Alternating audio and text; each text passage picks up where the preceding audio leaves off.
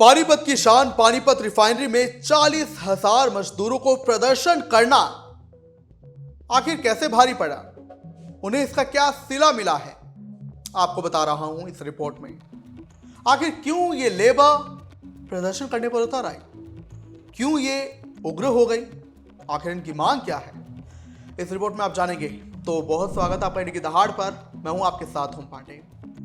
पानीपत में बीते दिन 40,000 के करीबन मजदूर इकट्ठा हुए, जिन्होंने ओवर टाइम में हिसाब की मांग, ओवर टाइम के पैसे की मांग, टॉयलेट बनवाने की मांग, कैंटीन बनवाने की मांग, सैलरी कटौती में हिसाब की मांग और साथ ही अधिकारियों के दुर्व्यवहार के खिलाफ आवाज उठाई। इनका कहना था कि ये लोग ओवर टाइम करते हैं पर इन्हें उसका पैसा नहीं दिया जाता। 8 घंटे की ड्यूटी बोलकर 12-12 घंटे काम कराया जाता है। सैलरी इनकी बेहिसाब काटी जाती है ईएसआईपीएफ के नाम पर, और जब ये उसका हिसाब मांगते हैं कि कटौती क्यों हुई तो इन्हें उसका ढंग से जवाब नहीं दिया जाता।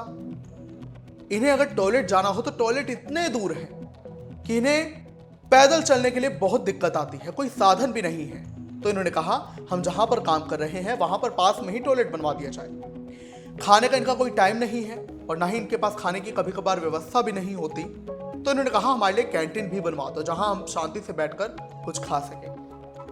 अधिकारी इनके साथ दुर्व्यवहार करते थे, इसके खिलाफ इन्होंने आवाज उठाई और अब इसका सिला इन मजदूरों को क्या मिला है। जहां पानीपत रिफाइनरी में मजदूरों के प्रदर्शन के बाद कुछ मजदूरों पर केस दर्ज किया गया है। इसके अलावा यह भी खबर आई है कि जब आज दूसरे दिन ये मजदूर काम पर लौटे तो ठेकेदारों ने अधिकतर मजदूरों की छुट्टी कर दी और अब इनके पास काम नहीं है। हालांकि अब इस मामले की जांच लगातार चल रही है। पानीपत में असिस्टेंट लेबर कमिश्नर उन्होंने कहा है कि मजदूरों की मांगे सही है, जायज है और इस मामले की लगातार जांच चल रही है।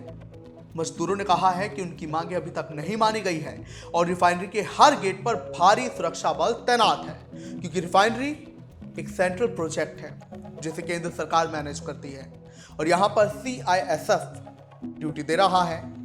आपको बता दें, जब बीते दिन ये प्रदर्शन हुआ तो मजदूरों पर यह आरोप लगा कि उन्होंने इतना उग्र प्रदर्शन किया, जहां उन्होंने सीआईएसएफ पर हमला कर दिया, उन्होंने पुलिस कर्मियों को घायल कर दिया, उन्होंने प्रोजेक्ट लोकेशन को नुकसान पहुंचाया, उन्होंने गाड़ियां तोड़ी, गाड़ियां पलटी, यानी एक तरीके से प्रदर्शन बहुत ज्यादा उग्र हो गया।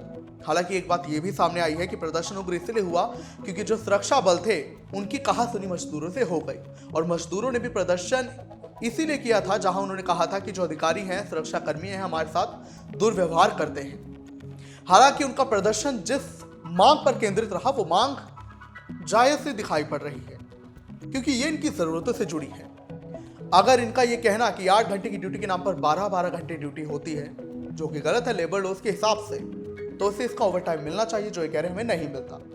सैलरी में जो कटौती होती है उसका हिसाब इन्हें ढंग से नहीं दिया जाता।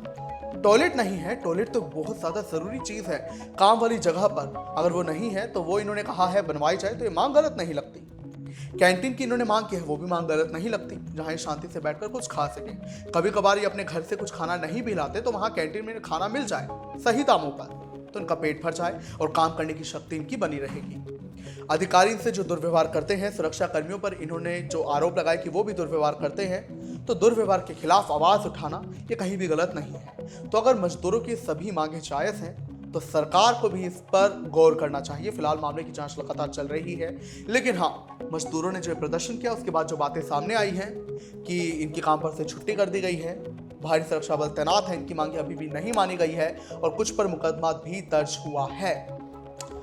तो देखना होगा भाई इन लोगों की जो मांगे वो कब पूरी होंगी। ये जायज मांगे, ये जरूरत से जुड़ी मांगे कब पूरी होंगी और क्या पानीपत रिफाइनरी में अभी और ऐसे प्रदर्शन देखने को मिलेंगे या फिर थर्मल या फिर एनएफएल में भी।